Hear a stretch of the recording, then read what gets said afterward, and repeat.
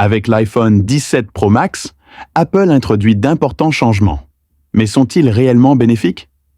J'ai quelques idées à ce sujet. Bonjour à tous, ici Smart Tech. Commençons par le changement le plus controversé, le design. Il s'agit sans doute du design le plus surprenant depuis l'introduction du module photo de l'iPhone 11 Pro. Plutôt que l'encoche carrée habituelle, Apple a opté pour une imposante barre horizontale pour les caméras. Difficile de savoir d'où leur est venue cette idée. La barre photo du Pixel a une certaine élégance. Mais ici, on dirait qu'elle est passée à travers un miroir déformant et en est ressortie gonflée et désordonnée. Elle est si large qu'on dirait un panneau publicitaire clamant. Je prends des photos, applaudissez-moi. Le plus étrange, la partie centrale de cette barre est totalement vide.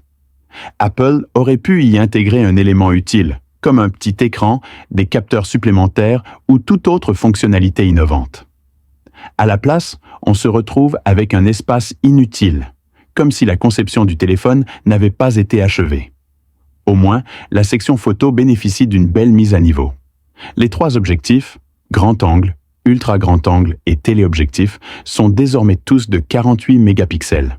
Jusqu'à présent, seul le capteur principal et l'ultra grand angle atteignaient cette résolution, tandis que le téléobjectif se contentait de 12 mégapixels.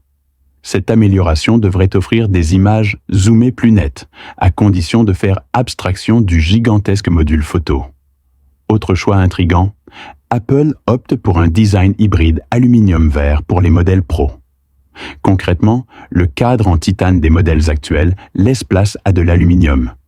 Un choix surprenant, sachant qu'Apple a vanté le titane comme un matériau révolutionnaire, presque forgé dans un volcan par Thor lui-même. Et maintenant, ils reviennent à de l'aluminium, un matériau perçu comme moins premium. Quelle sera la prochaine étape? Un châssis en plastique fabriqué à partir d'AirPods recyclés? Quant au dos de l'appareil, il est désormais composé à moitié de verre et à moitié d'aluminium.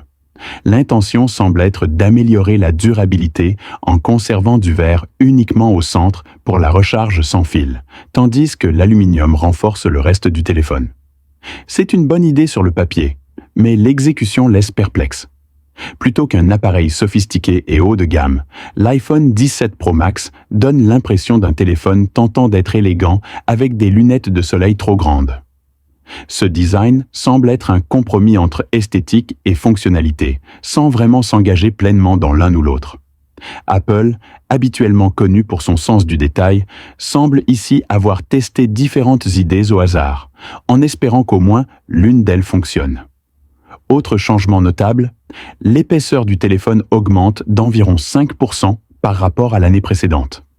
Ce n'est peut-être pas énorme sur le papier, mais en termes de smartphone, cela peut faire la différence entre une prise en main confortable et une sensation de lourdeur inhabituelle. Cependant, tout n'est pas négatif. Cette augmentation d'épaisseur permet à Apple d'intégrer une batterie plus grande. L'iPhone 16 Pro Max offrait déjà une autonomie excellente, mais cette amélioration pourrait le hisser à un niveau encore supérieur. Par ailleurs, l'iPhone 17 Pro Max bénéficie enfin de la recharge sans fil inversé. Seulement 7 ans après les premiers téléphones Android à proposer cette fonctionnalité.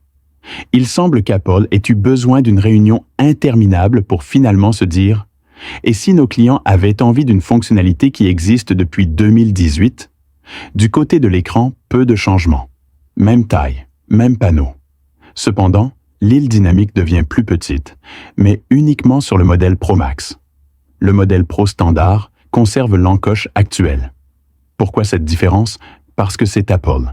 En résumé, l'iPhone 17 Pro Max introduit une nouvelle visière pour la caméra, un châssis plus épais, un retour à l'aluminium au lieu du titane, une île dynamique réduite, uniquement pour le Pro Max, et quelques améliorations photographiques.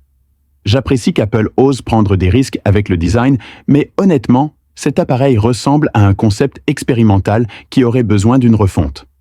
On dirait qu'Apple est à court d'idées et a décidé de copier un téléphone Android, mais en moins bien. Pourtant, soyons réalistes. Aussi étrange soit-il, les consommateurs l'achèteront sans hésiter. C'est un iPhone. Apple pourrait emballer cet appareil dans du ruban adhésif et le présenter comme une technologie adhésive de qualité aérospatiale.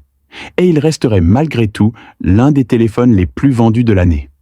La fidélité des clients à la marque est indéniable. Désormais, du côté de Samsung, le S26 Ultra marque le retour d'une fonctionnalité que nous pensions disparue à jamais. Merci d'avoir regardé Smart Tech.